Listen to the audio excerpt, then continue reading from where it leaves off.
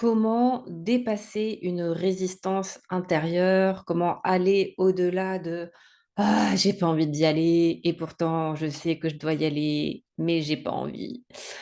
C'est ce qui s'est passé hier lors, de ma dernière séance de coaching, avec une personne, que j'ai accompagnée pendant, plusieurs mois et qui me disait: «C'est dingue, au fur et à mesure, du coaching, j'ai de plus en plus à chaque fois de résistance».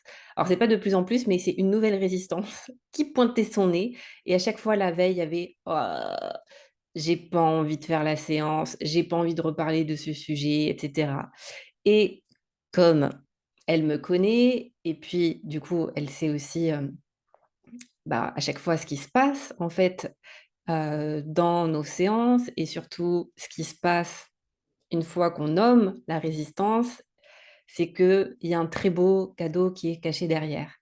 Et là, typiquement, c'était, un blocage qui est récurrent dans sa vie. C'est pour ça que, c'est sur cette problématique-là, qu'on travaillait, toutes les 2. Et donc il y avait toujours régulièrement cette part justement résistance qui disait: «J'ai pas encore envie de plonger dans les peurs, dans ce qui bloque, dans le blocage, j'ai envie de légèreté, j'ai envie de tranquillité». Et elle me disait à chaque fois, je te jure, elle me dit: «J'ai envie d'annuler la séance parce que j'ai pas envie d'y aller, quoi».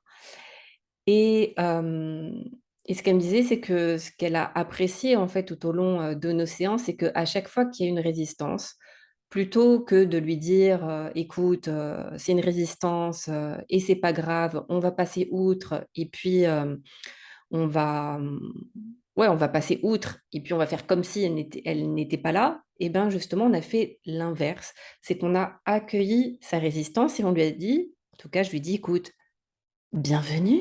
Alors vas-y, assis-toi. Qu'est-ce que tu as à nous dire?»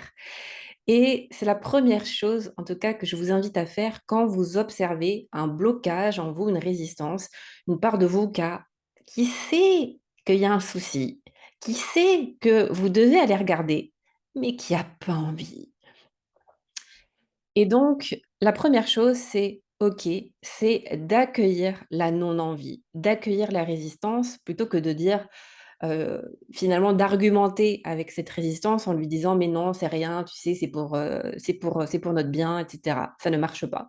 La première chose, c'est: «OK, tu as le droit de résister, tu as le droit de ne pas avoir envie» et finalement, quel est le besoin que tu exprimes là?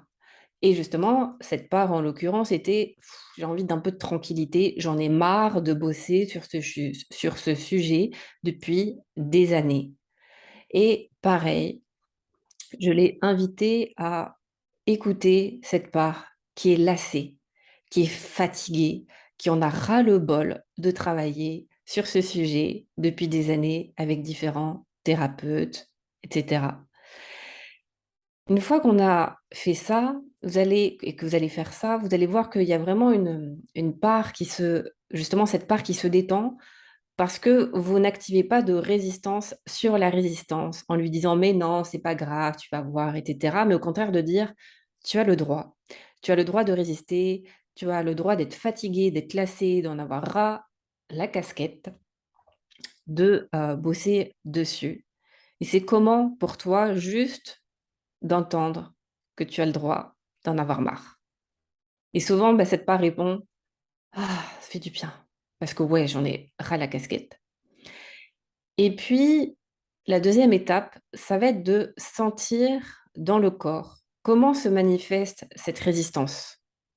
Comment elle est dans le corps, comment elle s'exprime, quelle est la sensation physique de cette résistance, puisque si vous sentez une résistance, elle est à la fois mentale, mais et aussi surtout physique. Donc, essayez de ressentir dans le corps quelle forme ça prend. Peut-être la forme déjà intérieure, donc en termes de sensation, mais peut-être aussi qu'elle peut se manifester sous une forme visuelle, sous la forme d'un personnage ou d'un objet, d'une créature. Peu importe, vous lui demandez de prendre forme et vous allez commencer à entrer en dialogue avec elle pour voir qu'est-ce qui est, Qu'est-ce qu'elle protège finalement, cette résistance? Parce que souvent, bien souvent, c'est une part gardienne, c'est une protection qui protège quelque chose de précieux à l'intérieur de vous. Et la troisième étape, c'est ce qu'on fait notamment à la fois quand moi j'accompagne quelqu'un, mais aussi dans mes ateliers danse intérieure, c'est on va laisser l'énergie circuler à travers le corps et donc d'accompagner cette résistance physique, donc par la sensation physique, lui donner tout l'espace d'exister et de vous laisser traverser. Et elle est là la clé pour aller au-delà d'une résistance, pour dépasser une résistance. En fait, justement, il ne faut pas la dépasser, il ne faut pas passer outre, il ne faut pas la contourner, mais au contraire, il faut la traverser. Et comment on traverse? Par le corps, en faisant un avec elle, en lui permettant de prendre toute la place dans le corps, en permettant à cette énergie qui est bloquée dans le corps d'à nouveau circuler par la respiration, par la visualisation et surtout par l'accompagnement énergétique de cette énergie en mouvement. Et donc, ce que j'invite souvent à faire, ça va être de danser avec la résistance, de danser avec cette énergie-là et vous allez voir que c'est profondément libérateur et profondément magique. En tout cas, voilà, c'est ce que j'avais envie de partager, avec vous. Dites-moi, ben, est-ce que ça vous aide? C'est là, cette petite clé, que je vous, transmets. Et puis, si vous avez envie, d'aller plus loin et justement de danser avec vos résistances, de danser avec vos émotions telles qu'elles sont, de danser aussi avec toutes les facettes de votre humanité, je peux juste vous encourager à me rejoindre lors de mon atelier gratuit offert Danse intérieure jeudi 6 octobre à 20 h en direct, où je vous présenterai, mon travail, mon approche. Et puis, pour ceux qui auraient envie de cheminer, plus loin et plus longuement avec moi, je redémarre mes cycles d'ateliers à partir du 12 octobre en ligne et en direct. En tout cas, vous en saurez plus lors de l'atelier du 6 octobre. Je vous souhaite une très belle journée et je vous dis à très bientôt.